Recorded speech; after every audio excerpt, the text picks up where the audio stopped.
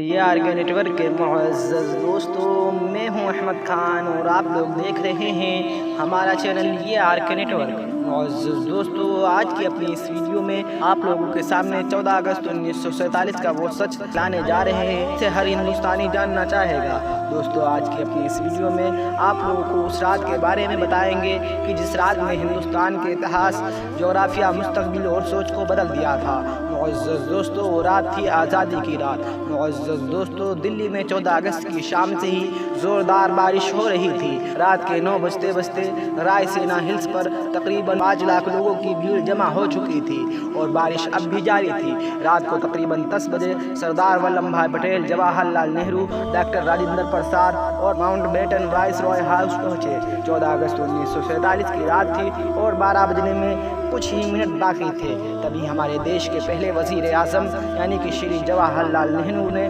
2 line کہہ کر اپنی تقریر شروع کی تھی اور وہ لائنیں کچھ اس طرح تھی: at the stroke of midnight hours when the world sleep, India will be awake to life and freedom۔ اس کا مطلب یہ ہوا کہ جب ساری دنیا سو رہی ہوگی تبھی ہمارے بھارت کو ایک نئی زندگی ملے گی، یعنی کہ ہمارا بھارت دیش انگریزوں کی چنگل سے آزاد ہو جائے گا۔ معزز دوستوں، کچھ ہی دیر میں 12 بجے اور 15 اگست کا یہ دن بھارت دیش کے لیے خوشیاں لے کر آیا اور 190 سالوں بعد برٹش حکومت سے ہمارا دیش آزاد ہوا تھا۔ لیکن ان خوشیوں کے ساتھ ساتھ بھارت دیش کو اتنا ہی غم تھا، کیونکہ ہمارے دیش نے اپنا 3,46,738 کلومیٹر کا رقبہ اور 8 کروڑ 15 لاکھ لوگوں کو اسی ایک رات میں گنوا دیا تھا، یعنی کہ ہمارا دیش 2 ٹکڑوں میں بٹ گیا تھا، ہندوستان اور پاکستان۔ دوستوں، ہمارا دیش بھارت ایسے ہی آزاد نہیں ہوا بلکہ 15 اگست 1947 سے بہت پہلے ہی برٹش گورنمنٹ کا خاتمہ ہونا شروع ہو گیا تھا۔ گاندھی جی کے جن آندولن سے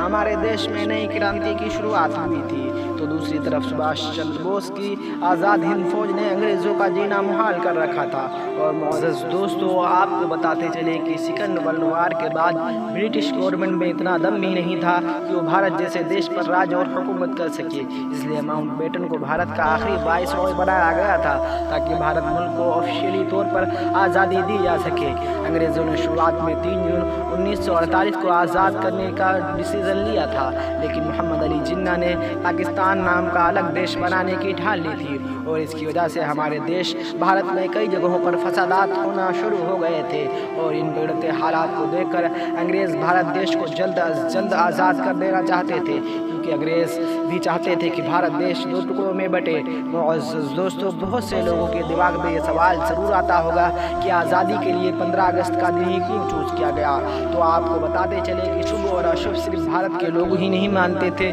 بلکہ انگریز بھی اس کو مانتے تھے، اور ماؤنٹ بیٹن کا ماننا تھا کہ 15 اگست کا دن مبارک دن ہے، کیونکہ 15 اگست 1945 کے دن ہی جاپان نے شرناگتی قبول کی تھی اور اس کے آفیشیل سائن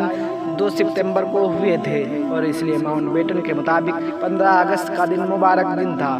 دوستو، اب سوال یہ بھی بنتا ہے کہ رات 12 بجے کے وقت کو کیوں متعین کیا گیا؟ تو اس کی وجہ یہ تھی کہ بھارت کے بڑے بڑے ودیاوانوں کا یہ ماننا تھا کہ بھارت کی آزادی کے لیے یہ وقت سب سے مبارک ہے، اور طے کیا گیا تھا کہ رات 12 بجے سے پہلے پنڈت نہرو کو اپنی تقریر ختم کرنی ہوگی اور اس کے بعد بھارت دیش کے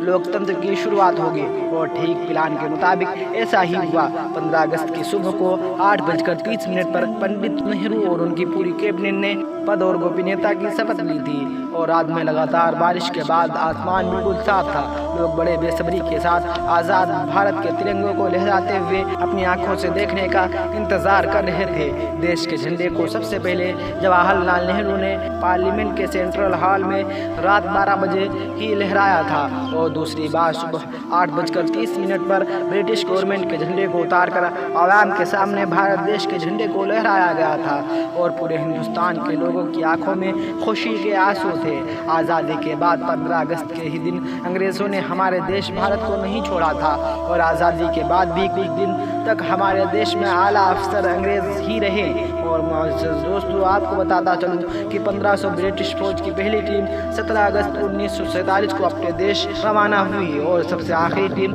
27 اگست 1948 کو اپنے دیش واپس گئی۔ دوستو، تعجب کی بات یہ تھی کہ جس طرح سے लुटेरे अंग्रेज़ हमारे देश में मेहमान बनकर आए थे, उसी तरह उनको यहाँ से रवाना किया गया था। मुअज़्ज़ज़ दोस्तों, अंग्रेज़ फ़ौज की आखिरी टीम ने जब मुंबई के बंदरगाह से विदाई ली, तब पंचम को विदाई देने वाला गीत बैंड बाजे के साथ बजाया गया था। मुअज़्ज़ज़ दोस्तों, आपको बताते चले कि हमारे देश की आज़ादी की लड़ाई में हर उस शख्स ने हिस्सा लिया कि जिसको आज़ादी चाहिए दे, फिर वो चाहे हिंदू हो, मुसलमान हो, सिख हो, ईसाई हो,